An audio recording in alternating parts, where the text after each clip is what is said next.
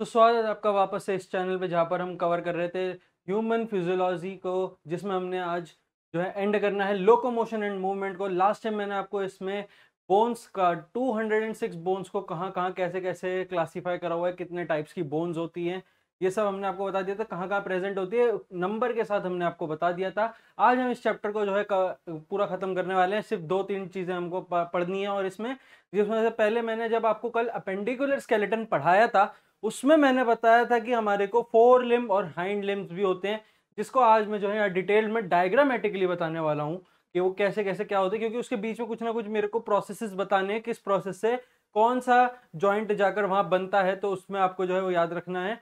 और इसमें फिर मैं जॉइंट्स के बारे में कवर करूंगा, और एंड में बोन्स और मसल से रिलेटेड कुछ ना कुछ जो डिसऑर्डर्स हमको प्रेजेंट होते हैं। तो सबसे पहली चीज जो कि मैंने आपको बतानी थी वो है हमारी, क्या है, हमारा 4 लिम्ब।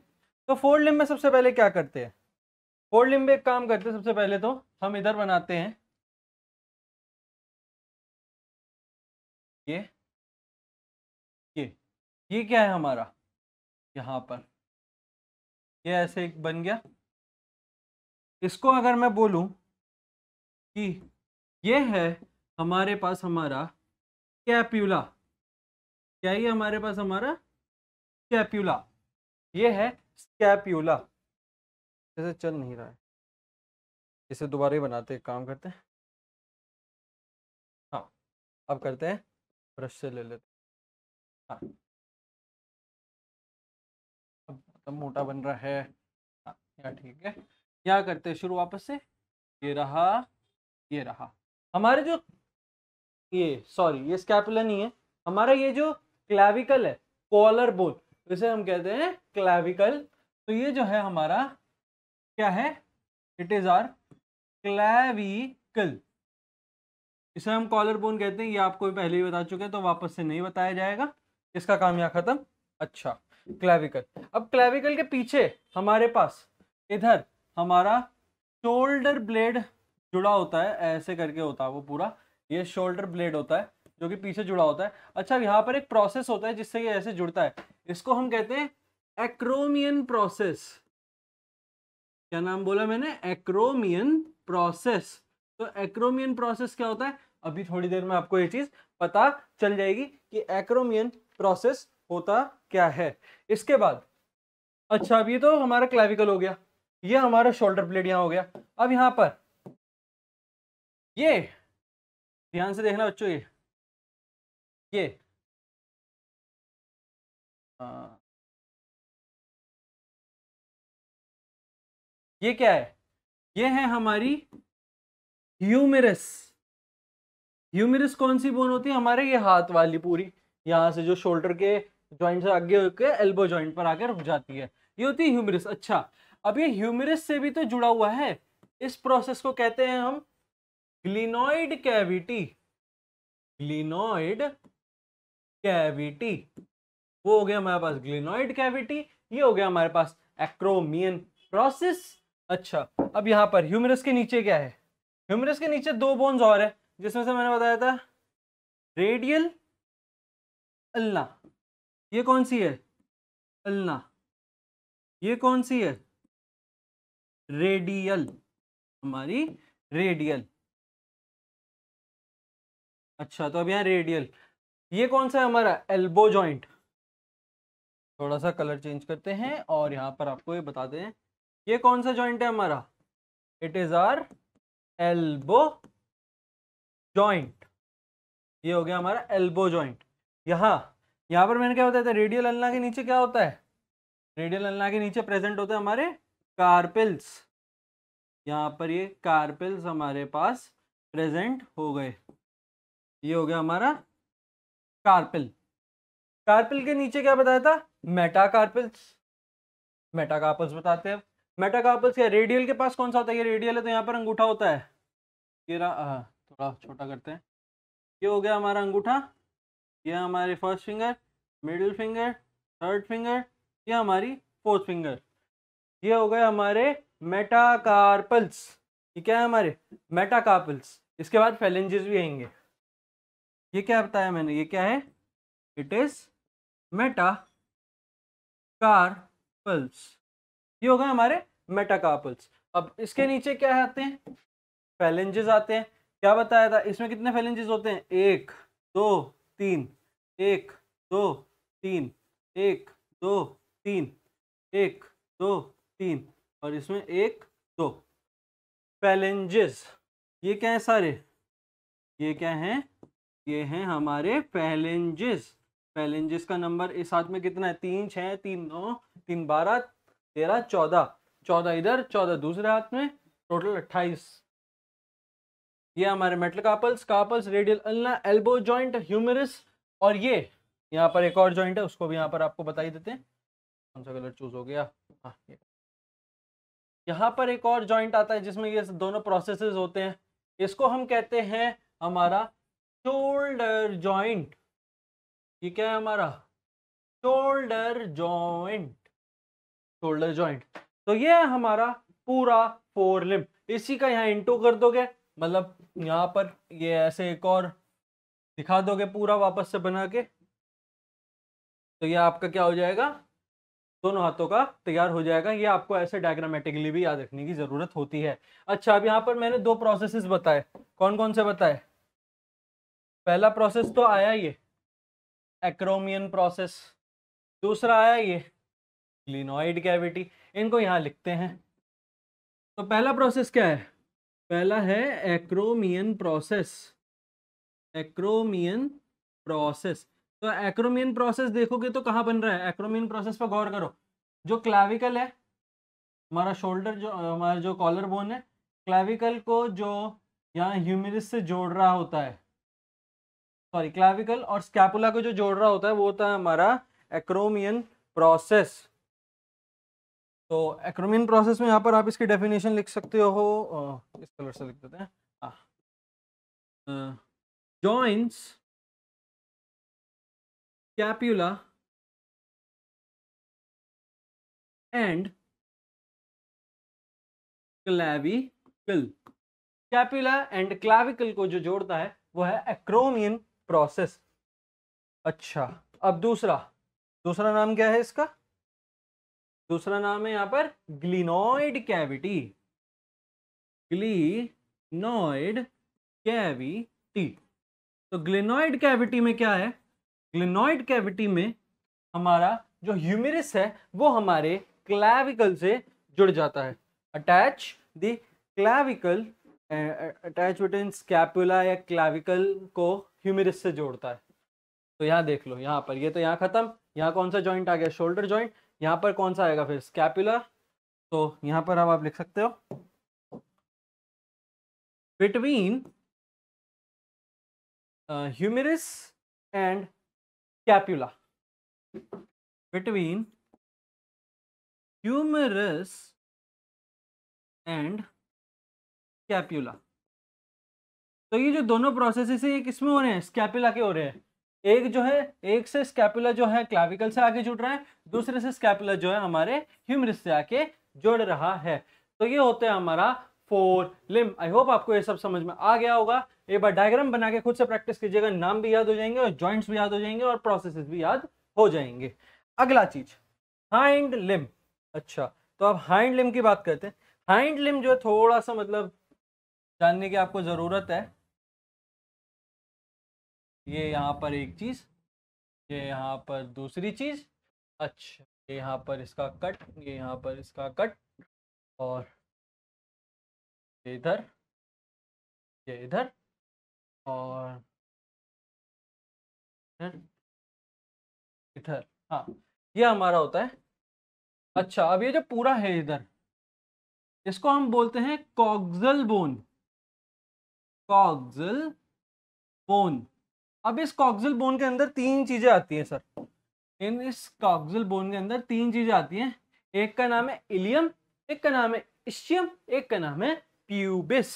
तो एक का नाम है इलियम, एक का नाम है इस्चियम, और एक का नाम है हमारा प्यूबिस। ये इसके तीन मसल्स इसके अंडर आते हैं, दोनों तरफ होते हैं। अच्छा, तो अब मैं इलियम पूरा लिखता हूँ क्योंकि आई आई से दो हैं, तो इलियम पूरा लिखूंगा, इस्चियम नहीं लिखूंगा। Ischium I P. इधर भी same, ilium, pubis, ischium. Coxal bone divide हो गई, इलियम, इस्चियम, प्यूबिस डिवाइड हो गए। अच्छा, अब यहाँ पर एक, यहाँ से टांगे शुरू होती है हमारी, है ना। तो अब इधर लिखना चालू करते हैं इस चीज को, यहाँ से बताते हैं आपको इसे, यहाँ पर। हाँ, तो यहाँ सर हमारी फीमर ज्वाइन हुई। ये क्या है हमारी फीमर, पैर, पूरे बॉडी की सबसे मजबूत और सबसे बड़ी हड्डी होती है। यहाँ पर होता है एक प्रोसेस जिससे ये जो है कॉक्सियल बोन से जुड़ता है हमारा फीमर। इसको हम कहते हैं, नाम याद रखना है, एसिटाबुलम, एसिटाबुलम कैविटी। ये हो गया हमारा एसिटाबुलम कैविटी। एसिटाबुलम कैविटी को ये आगे अभी बताएंगे। अगली चीज, फीमर से होती है दो bones join, tibia, fibula, fibula, tibia. अच्छा, टीबिया। अब इसके नीचे होते हैं टार्सल्स। यहाँ पर हमारे पास क्या होते हैं, टार्सल्स। जो ये सब जो है कल पहले बता चुके हैं, बस इनको डायग्रामेटिकली बता रहा हूँ ताकि सबको समझ में आ जाए, वापस से कोई कंफ्यूजन ना हो। टार्सल, टार्सल के नीचे क्या होते हैं, मेटाटार्सल्स। सेम बनाएंगे, अंगूठा, पहली उंगली, दूसरी उंगली, तीसरी उंगली, चौथी उंगली। अंगूठा, पहली उंगली, दूसरी, तीसरी उंगली, चौथी उंगली। तो ये हो गया। अब इसके नीचे क्या होते हैं, metatarsal, sorry phalanges. Same phalanges, 1 2 3, 1 2 3, 1 2 3, 1 2 3, और इसमें कितने होते हैं, 1 और 2। तो ये भी हमारा डन। ये क्या है, ये है हमारे मेटा टार्सल्स, और ये क्या है हमारे, ये हमारे फैलेंजेस, फैलेंजेस। तो ये भी हमारा हाइंड लिम्ब पूरा हो गया है, पूरा हाइंड लिम्ब भी कवर, फोर लिम्ब भी कवर। अब जो मेरे को इसमें बताना है वो है इसका acetabulum cavity. Acetabulum cavity joins between our coxal bone and femur। ये भी आपको याद रखना है, 1 मार्क क्वेश्चन में आता है, या डिफरेंस बताना होता है आपको। किसमें डिफरेंस आपको बताना होता है, acetabulum cavity, glenoid cavity, acromion process में। तो आपको पता होना चाहिए कहाँ से क्या होता है। अच्छा, अब इसमें हमने जॉइंट्स की बात नहीं करी, तो इसमें जॉइंट्स भी बता देते हैं। तो यहाँ जो जॉइंट बन रहा है, कलर से बताते हैं थोड़ा, हाँ इससे बता देते हैं। तो यहाँ जो जॉइंट बन रहा है, ये कौन सा जॉइंट है हमारा, ये है हमारा हिप जॉइंट, ये है हमारा हिप जॉइंट। अच्छा, अब एक और जॉइंट बन रहा है, एक जॉइंट यहाँ बन रहा है, ये कौन सा है हमारा, it is our knee joint. कौन सा जॉइंट है, नी जॉइंट। तो ये हमारा हाइंड लिम्ब भी पूरा कवर हो गया है। एक बार आप अच्छे से देख लीजिए, स्क्रीनशॉट लेना है स्क्रीनशॉट लो, या फिर खुद बना के करोगे तो ज्यादा अच्छा है। आगे चलते हैं, आगे क्या है इसमें, इसमें हमारे पास जॉइंट्स। तो हमारे पास 3 तरह के जॉइंट्स जो हैं अवेलेबल हैं हमारी बॉडी में अलग अलग कामों के लिए। सबसे पहला होता है हमारा साइनोवियल जॉइंट। साइनोवियल जॉइंट सबसे इंपॉर्टेंट जॉइंट है, क्योंकि सारे जो पार्ट्स है जॉइंट्स के सब साइनोवियल जॉइंट के अंडर ही काम करते हैं। फिर एक होता है हमारे कार्टिलेजिनस जॉइंट, जिसमें थोड़ी बहुत मूवमेंट हमको मिलती है। और एट द एंड हमारे पास आते हैं हमारे फाइब्रस जॉइंट, जिनमें कोई मूवमेंट हमारे पास प्रेजेंट नहीं होती अकॉर्डिंग टू द साइंस। तो इधर बताते हैं आपको सारे जॉइंट्स। सबसे पहला क्या है इधर हमारा फाइब्रस जॉइंट, हमारा फाइब्रस जॉइंट, जिसमें बिल्कुल भी मूवमेंट नहीं होती, मूवमेंट इनमें नहीं होती। एग्जाम्पल, एग्जाम्पल क्या है, फ्लैट बोन्स, फ्लैट बोन्स। और अगर आप एनसीईआरटी ओपन करोगे तो आपको इसमें वर्ड दिखेगा सटर्स, तो वो इन्हें ही कहते हैं फ्लैट बोन्स को। ये हमारे पास एक इसका डन। दूसरा इसमें क्या आता है, एक और इसमें आएगा जिसके नाम होते हैं हमारे cartilaginous, cartilaginous joints, cartilaginous joints. Cartilaginous joints में हमको slightly movement available, slight available movement होती है, अवेलेबल मूवमेंट मिलती है हमें इसमें। तो इसके एग्जांपल में क्या आ सकता है? सोच के बताओ, सोच के बताओ, सोच के बताओ। कोई बात नहीं, बाद में बताना, मैं बताता हूँ। वर्टिब्री, हमारी जो कमर में होती है वो हमारा होता है कार्टिलेजिनस जॉइंट, क्योंकि आप उसको जो है स्लाइटली ही मूव कर सकते हो, ज्यादा मूव वो नहीं होता, वरना कमर की हड्डी चटक जाएगी और लेट जाओगे बिस्तर पर। ये हमारे पास। अब हमारा तीसरा क्या है हमारा? Synovial joint, synovial joint. तो साइनोवियल जॉइंट में क्या होता है? हमारे को हमको बहुत अच्छी खासी मूवमेंट मिलती है, मूवमेंट इज प्रेजेंट। अच्छा, मूवमेंट प्रेजेंट है, तो अब साइनोवियल जॉइंट के हमें टाइप भी देखने पड़ेंगे। तो साइनोवियल जॉइंट का पहला टाइप देखते हैं।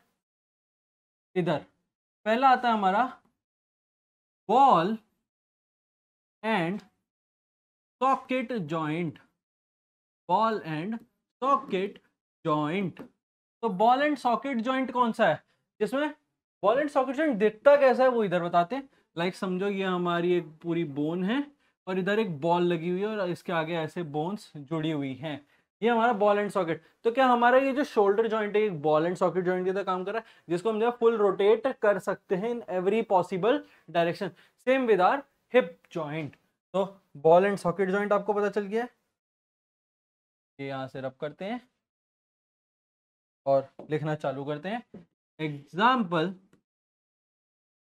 Shoulder joint, shoulder joint and our hip joint जो होता है वो हमारा बॉल एंड सॉकेट जॉइंट होता है। अगला, इसको यहाँ से कट करते हैं और बॉल एंड सॉकेट के बाद हमारे पास आता है हमारा बॉल एंड सॉकेट जॉइंट और pivot joint, pivot joint. Pivot joint क्या होता है? मतलब जिसको आप जो है मतलब जैसे वो गोल घुमा सकते हो। अब किसको घुमा सकते हैं? एटलस एक्सिस, ये बोन्स होती है नेक की, तो जिसको आप जो है 360 डिग्री रोटेट कर सकते हो, पूरा आगे तक बेंड कर सकते हो, पीछे तक राइट लेफ्ट करके जा सकते हो। लाइक ऐसे जो गोल घूमता है किसी भी हड्डी का रहा हूं, वो होता है हमारा पाइवट जॉइंट। एग्जाम्पल में क्या लिखना है आपको? Between Atlas and axis. Atlas क्या है और एक्सिस क्या है? हमारे नेक के मसल्स। अगला हमारा है हिंज जॉइंट।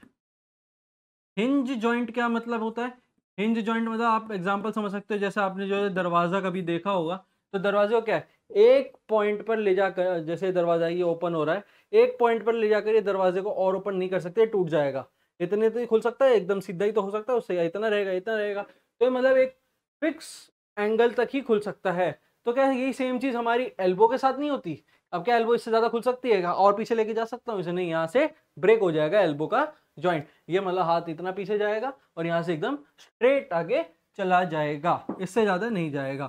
तो एग्जाम्पल क्या है हमारा? Elbow joint, elbow joint and are knee joint, knee joint. ये भी हमारे पास डन। अगली चीज, अब हमारे पास आते हैं हमारा पाइवट हो गया, ball and socket, hinge, saddle और gliding. Gliding joint, gliding joint. Gliding joint मतलब हमारा जो रिस्ट का जॉइंट है, जैसे हम यूं देखो ये ग्लाइड कर रहे हैं, ये ऐसे एक इसमें हम इसे ग्लाइड कर सकते हैं, बस इससे ज्यादा नहीं कर सकते। ऐसे कर सकते हैं या तो ग्लाइड, या ऐसे कर सकते हैं ग्लाइड, ऐसे या ऐसे। तो एग्जाम्पल आर रिस्ट जॉइंट लिख दो आप, या अच्छे से अगर इसको लिखना हो तो ये इसकी सही डेफिनेशन आती है between carpals, in between carpals, तो ये सिर्फ carpals and between tarsals, tarsals.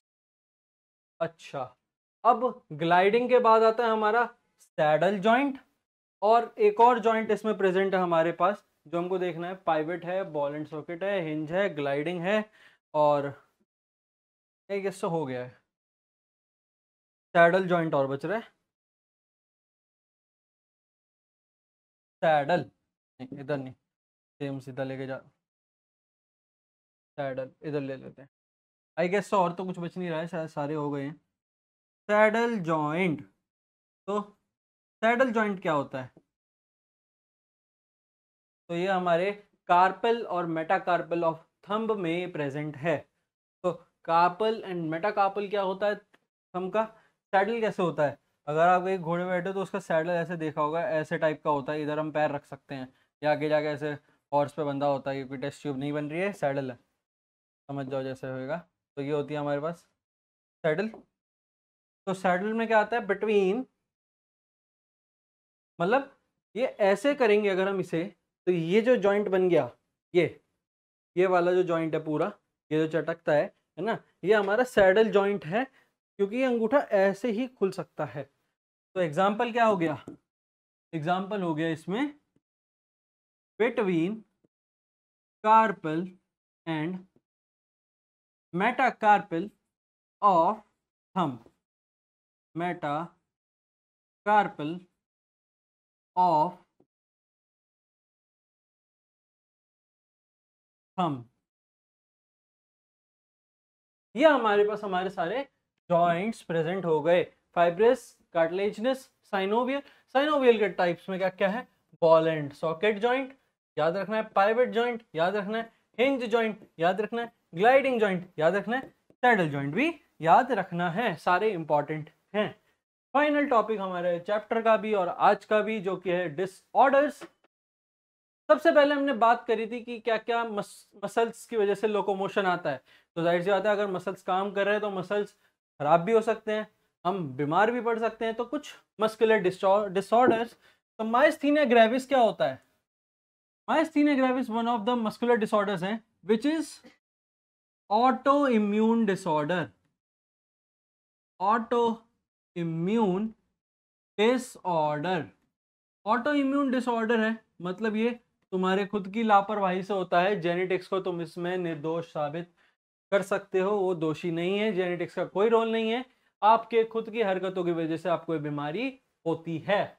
अच्छा, अब इसमें होता क्या है मायस्थीनिया ग्रेविस में?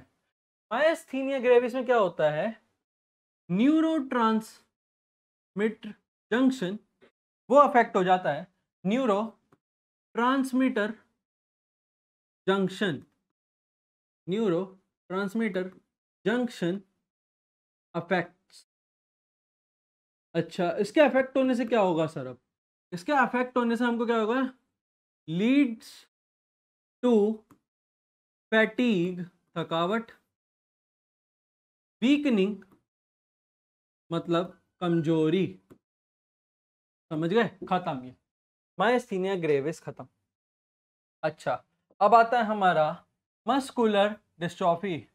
It is a genetic disorder, genetic disorder, genetic disorder है। और इसके जेनेटिक डिसऑर्डर और ये ऑटो इम्यून डिसऑर्डर, आपको मेन जो है ये याद रखना है। मस्कुलर डिस्ट्रॉफी के बारे में ज़्यादा नहीं आता, जितना बताया जाता है कि जेनेटिक डिसऑर्डर है, और इसमें भी हमको मसल्स की वीकनिंग देखने को मिलती है, मसल वीकन्स, या मसल वीकनेस छोड़ो, मसल वीकनेस लिख देते हैं, पूरा अच्छा रहेगा।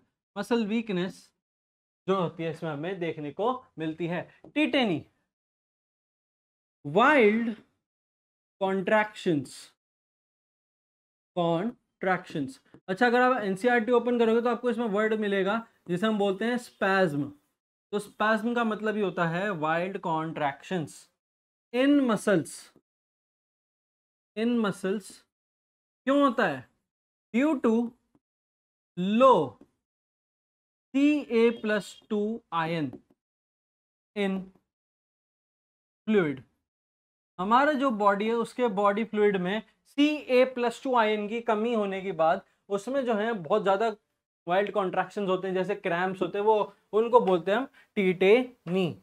अच्छा, अगली चीज arthritis, it is nothing but inflammation of joints, ये जॉइंट्स। अच्छा, जॉइंट्स जहां आ गए मतलब वहां पता चल गया बोन से रिलेटेड डिसऑर्डर है। ऊपर वाले क्या थे? ये थे हमारे मस्कुलर डिसऑर्डर्स, ये हमारे मस्कुलर डिसऑर्डर्स हैं, मस्कुलर डिसऑर्डर्स, ये हमारे मस्कुलर डिसऑर्डर्स हैं। ये जो तीन है हमारे हैं बोन डिसऑर्डर्स। तो अब आगे बढ़ते हैं, इसमें बताते हैं ऑस्टियोपोरोसिस, ओल्ड एज डिसीज है, ओल्ड एज डिसीज लीड्स, ये किसकी तरफ लीड करती है? ओल्ड एज डिसीज है, लीड्स टुवर्ड्स डिक्रीज, डिक्रीज क्या डिक्रीज होता है इसमें?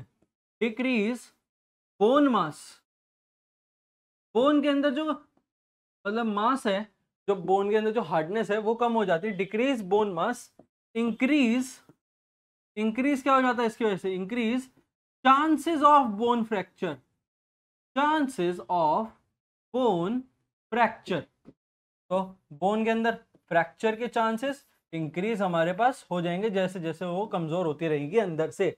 ये बेसिकली फीमेल्स को बहुत होती है, जिसकी वजह से एट द एंड इसमें हमें पता चलता है कि low oestrogen, oestrogen female hormone है, low oestrogen is its main cause. अगर किसी की बॉडी के अंदर, किसी फीमेल की बॉडी के अंदर एस्ट्रोजन अच्छे से नहीं है तो उसको ये ऑस्टियोपोरोसिस हो सकता है। फाइनल हमारे पास जो डिसऑर्डर बचा है वो है हमारा गाउट। गाउट क्या होता है? ये भी हमारा इन्फ्लेमेशन ऑफ जॉइंट है, बट इसमें एक अंतर होता है ना, वो तो ड्यू टू एजिंग होता है, inflammation of joint due to aging, जैसे जैसे एज बढ़ती है और आपकी डाइट के ऊपर भी ये डिपेंड करता है। गाउट क्या है? गाउट भी same, it is the inflammation of joint, joint तो इसमें भी इन्फ्लेट हो रहे हैं, inflammation of joint due to accumulation of accumulation of uric acid,